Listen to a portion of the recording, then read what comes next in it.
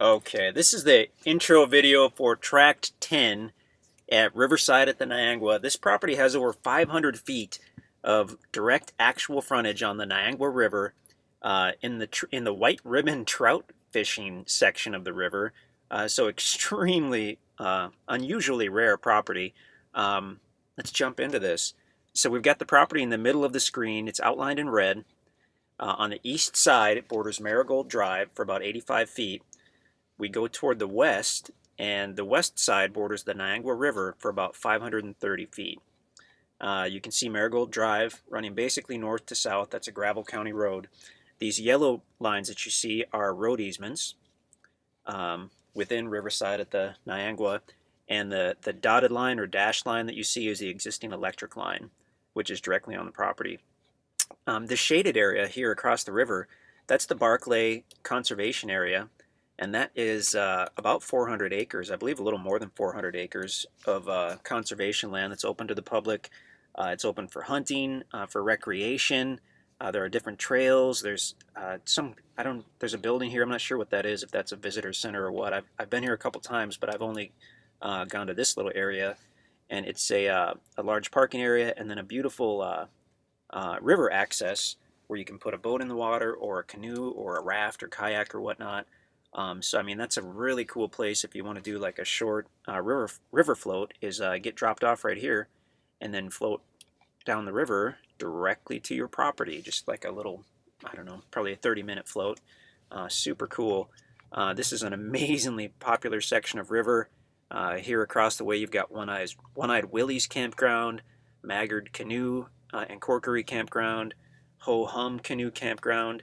In fact, we just did the narration on the drone video, and I thought that this was Maggard Canoe and Campground, and I mentioned that several times in the drone narration. That looks like it's actually One-Eyed Willie's.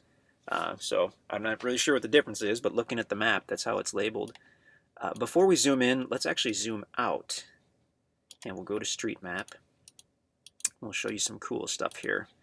So this Niagara River, beautiful section of river, very popular. So what makes it unbelievably rare is that here at the Bennett Spring Fish Hatchery and Bennett Springs State Park here to the south, about 70 miles to the south, they actually raise rainbow trout and brown trout, and they stock the river here with those trout, and the river go downstream all the way to the Prospering Access. That whole section is called a White Ribbon trout fishing area. So the trout fishing is excellent. Fishing or harvesting, I guess they call it when you keep the trout. I'm not sure about that, but great for families. Just a well-stocked area for both rainbow trout and brown trout. And if you're into trout fishing, you know that it's pretty unusual to, for one thing, to have access to a trout fishing river, and for another thing, to literally own property with any kind of frontage on a trout fishing river. Well, this tract has over 500 feet of direct frontage, which is just fantastic. That's also why it's a very popular section for floaters and recreational usage. A lot of the campgrounds, I mean, if you drive this road to Bennett Springs, you'll see little campgrounds and outfitters. The signs are just everywhere. I mean, it is the place to be in the summertime. And a lot of the outfitters will put their rafts or canoes in or drop you off at Bennett Springs. You'll float down the Niangua, and then there's various pickup points. Oftentimes, say you're staying at One-Eyed Willie's, then they'll drop you off, and obviously you'll just take out your canoe at One-Eyed Willie's or Maggard's, or over here is Ho Hum. So pretty amazing area. We're close to Lebanon. There's Lebanon, Missouri. That's, I believe, about 15 miles to the southeast.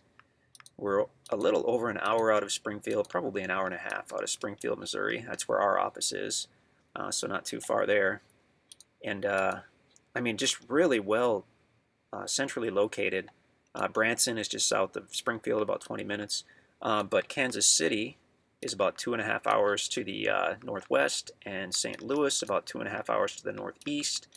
Obviously, they both have major airports, but actually Springfield has a really good airport as well, with flights to various places. But I mean, you can get dirt cheap flights, Kansas City and St. Louis.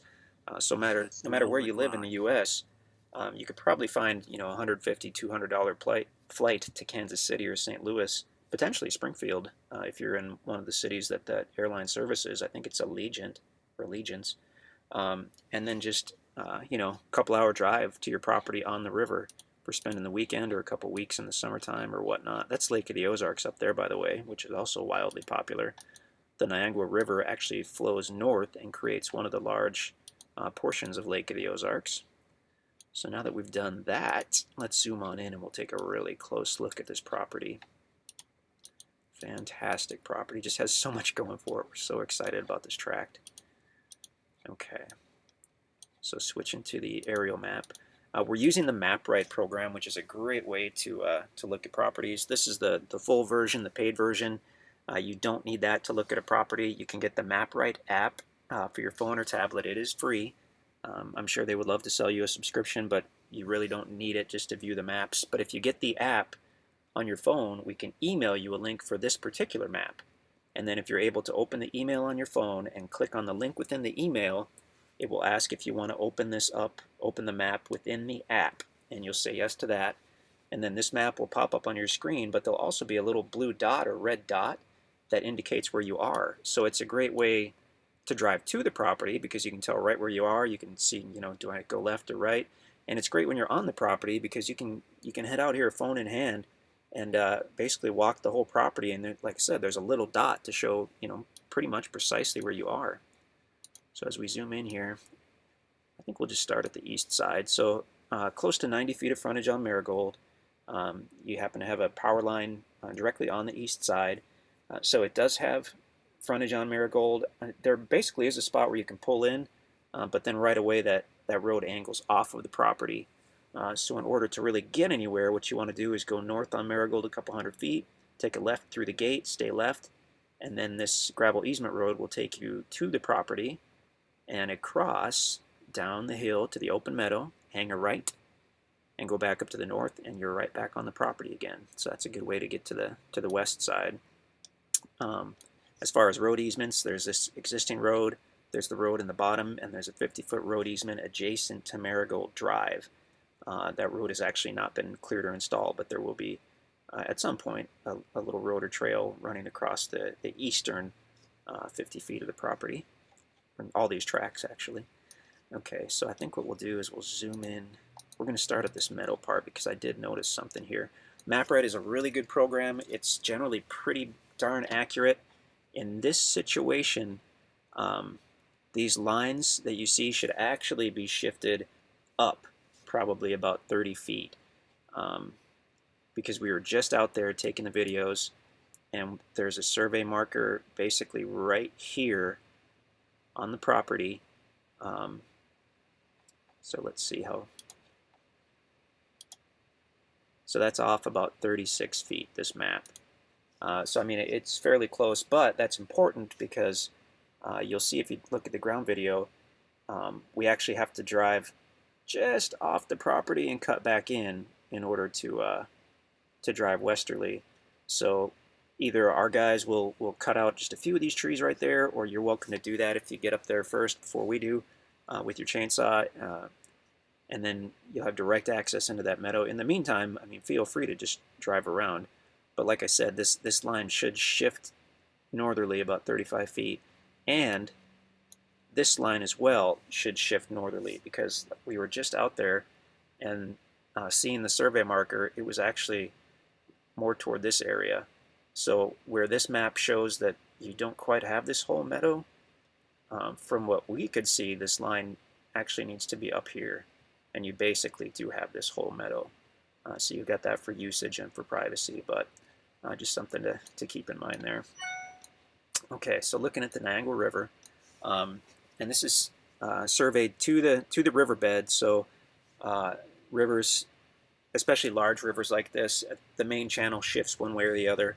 But this is the surveyed line. That's what they had called the center of the riverbed when this was surveyed. So a total of actually a little over 500, well, a lot over 500 feet, 530 feet of direct frontage on the river. This, I believe, was scheduled to be 2 separate 5-acre tracts, and each one would have had over 250 feet. What we ended up doing was combining them together to make kind of a jumbo tract and give one person all that river frontage. If you look here, you can see what looks like a channel. I don't think it goes through, and that's where you could potentially get a piece of equipment or whatnot and just push a little trail here. I mean, you'll see that all over. There's one if we switch to the different view here. Okay. So actually in there, there's some water up here, but it's dry over here. But if you look right down somewhere over here, now that I said that, I can't find it. But there are, over the years, different people have just kind of knocked in the bank to create different driving paths. And that hasn't been done yet on this property, but that's something you could do. If you look over here at One-Eyed Willie's, that's exactly what they've done, is they have the same situation where they have kind of almost a channel here, and all they've done is kind of push the bank down and pile up the gravel or dirt or whatnot, and they drive right across it to get to that the main channel area. So that's something you could do there. But if you look at the shaded area, that's the Barclay Conservation Area. So that's only a few hundred feet away on the other side of the river, which is pretty cool. But then what I wanted to show you was MapRide does have some cool features, and one of them is that we can pull up the FEMA flood map. So let's do that right now. There we go. And that's showing you basically, I've been told that that's the 100-year floodplain. So one of the amazing things about this property is that you do have this beautiful open meadow area, but you have a large high and dry portion that appears to be completely out of the floodplain here. So as you get down toward the edge of the meadow, where it starts to slope down a little bit, you happen to get into the floodplain. But if you're up here, for one thing, the view's better anyway, the river view looking northerly and northwesterly. But for another thing, that gets you out of that 100-year floodplain. So generally, when you're talking about a major river and a beautiful open meadow, that beautiful open meadow is usually completely in the floodplain. In fact, if we look at this, look at the conservation area, that entire open meadow is in the floodplain. This looks like a meadow. It's actually not. It's a gently sloped hillside. Most of the tracts that we have out here with this beautiful open meadow, that's all in floodplain. So you'd have to build up on the hillside. Going around the river, 80% of that large open meadow is all floodplain. I mean, that's just one. And look over here, open meadow, all floodplain.